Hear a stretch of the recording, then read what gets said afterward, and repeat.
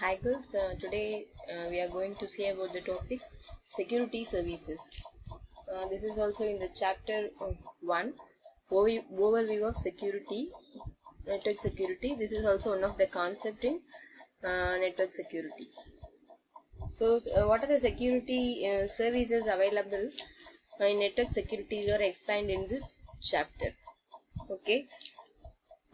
First, the securities services are defined by the X.00. The X.00 defines a security service as a service that is provided by a protocol layer of communicating open systems and that ensures adequate security of the systems or of data transfers. So, this security services are placed in the layers. Layers means we are already know that in computer networks OSI layer have 7 types of layers. So on each layer we have some security services are provided by the OSI layer standardizations.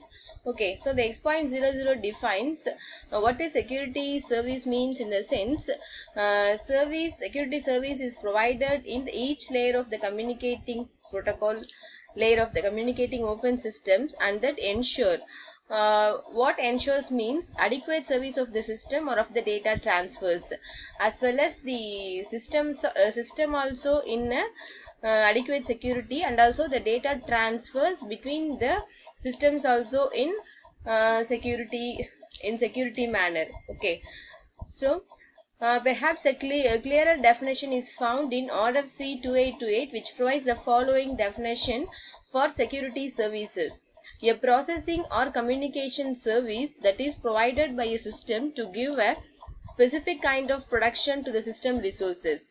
Okay, what here RFC 288 provide the definition for security services was communication service or a processing that is provided by a system is a full kind of protection to the system resources as well as security services and implement security policies and are implemented by security mechanisms. Okay, so this is the definition given by RFC 2828 for security services.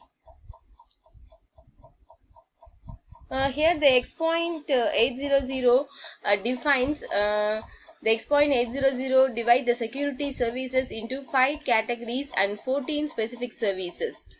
Okay, you can see in the picture. X.800 is a standardization that divides security services into 5 categories and 14 specific services. Security services intend to counter security attacks and make use of one or more security mechanisms to provide the services, because the main use of the network security is you have to provide security mechanisms as well as to counter security attacks. If attacks happen, we have to rectify them from the attacks and give many more security mechanisms to provide the service. Okay, so these are all the in this picture you can see the security services.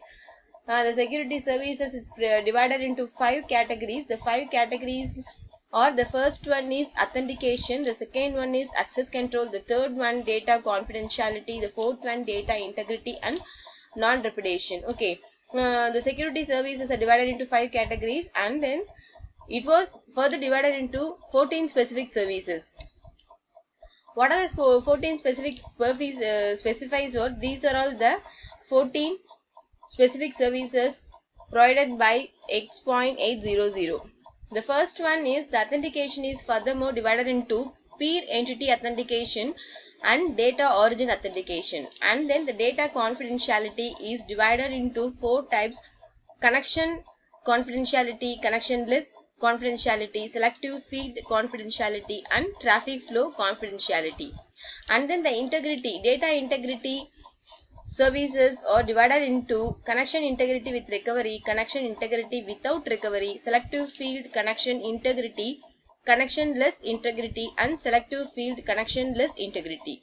And the last one, non-repudiation, is divided into 2 types: non-repudiation origin, non-repudiation destination. Okay, RFC 2828 defines security services as a processing or communication service that is provided by a system to give a specific kind of protection to the system resources. Okay, the security services are able to provide a specific kind of protection to the system resources as well as the data transfer between the systems. Okay, these two are the main concept.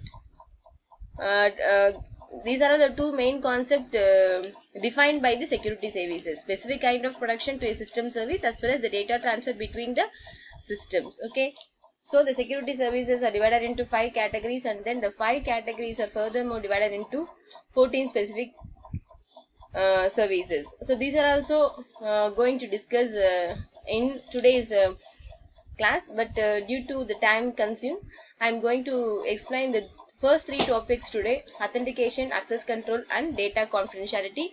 In my next class, I will explain the other 2: data integrity and non-repudiation.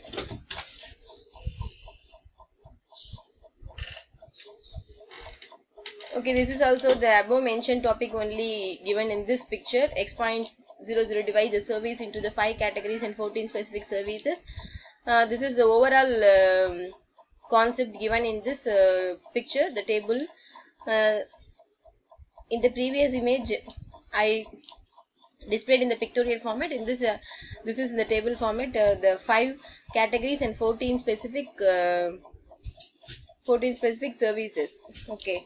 So this is the authentication. What is it? And then the 2 types of authentication and access control, data confidentiality, and the 5 types of 4 types of data confidentiality, and then the data integrity, 5 types of data integrity and non-repudiation. Okay, so this only this is in the theoretical manner. In my previous slide, I'd show it in the pictorial representation. Okay, girls. So next, the first topic in the security services is authentication. So we all know already, authentication means the authentication service is concerned with assuring that a communication is authentic. The security services are going to assure that the communication is authentic. Authentic means the correct person or the correct information was transferred between the correct persons are also assured by the authentication. For example, in the case of single message such as a warning or alarm signal, the function of the authentication service is to assure the recipient that the message is from the source that it claims to be from. In the case of ongoing interaction such as the connection of a terminal to a host, 2 aspects are involved. The first one is, at the time of connection initiation, the service assures that 2 entities are authenticated.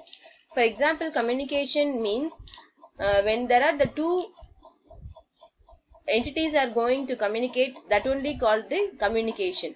So the 2 persons are going to communicate means, so both are authentication.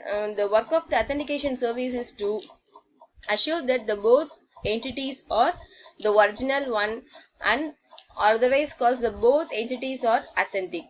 That is, that each is the entity that is claims to be. The second one is, the service must be assured that the connection is not interfered with in such a way that the third party can masquerade as one of the 2 legitimate parties for the purpose of unauthorized transmission or reception.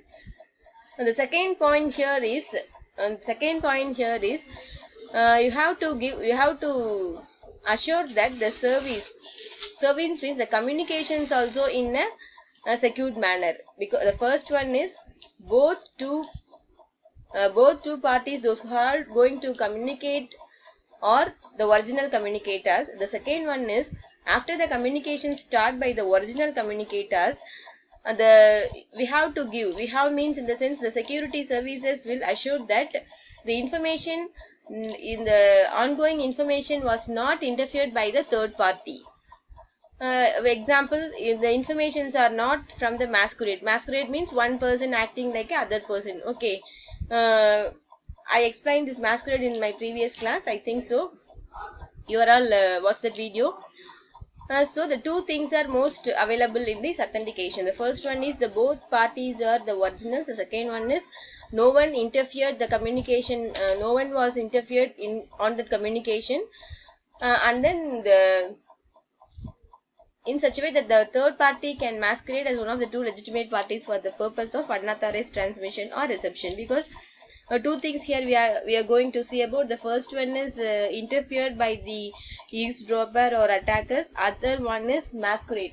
If one of the sender is the original one, the receiving, if the receiving side was masquerade happened in the receiving side, the sender will not know. The sender will think that the original communicator reply for their messages. So this will not be happen. So these are called the authentication services. The authentication services are defined in 8.00 are divided into two types. The first one is the peer entity authentication. The second one is data origin authentication. Okay. So the peer means it's a group of equal. In a class, for example, if you can choose a class of or second MSc or third CS, it is also called the peer. Peer means a group of people of the same configuration and all those things. So that's called as a peer. So provides for the corroboration of identity of a peer entity is an association.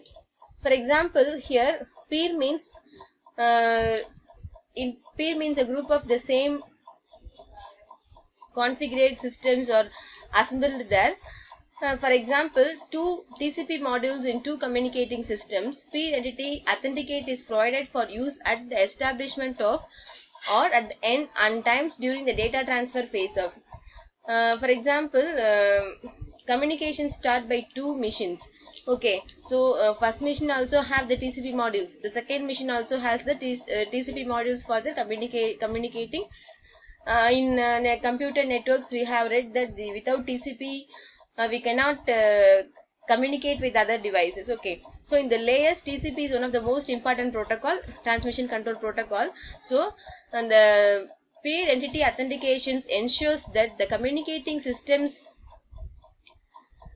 while establishment of the connection also the pure one, at the time of data transfer, it is also the original messages was transferred between the two communicating devices. It attempts to provide confidence that the entity is not performing either a masquerade or an unauthorized replay of a previous connections. Okay, here in the last point, you will in this the last line you can see that while two systems communicate or a two-person communicate means the peer entity authenticate. The work of the peer entity authentication is it's provide the confidence. What confidence? The entity is not performing either a masquerade.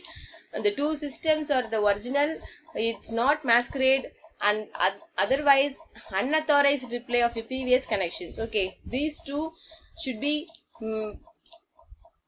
happen in the peer entity authentication. The second one is data origin authentication. Data origin authentication means the source of data unit will be in a secured manner. The data transfer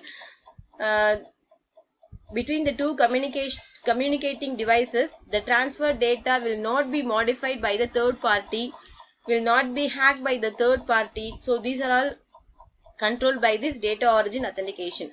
Okay, it does not provide protection against the duplication or modification of data units.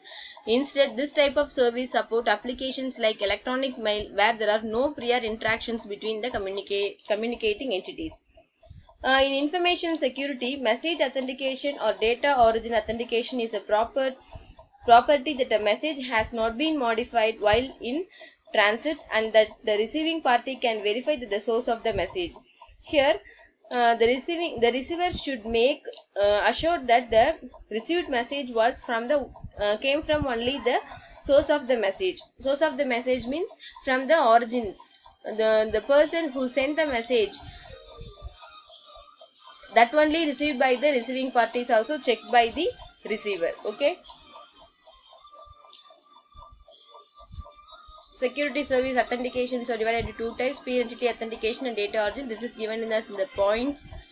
And then the second one is access control. Access control means is the ability to limit and control the access to host systems and applications via communications links. To achieve this, each entity trying to gain access must be first identified or authenticated so that the access rights can be tailored to the individual. For example, in a working environment, you have given a card.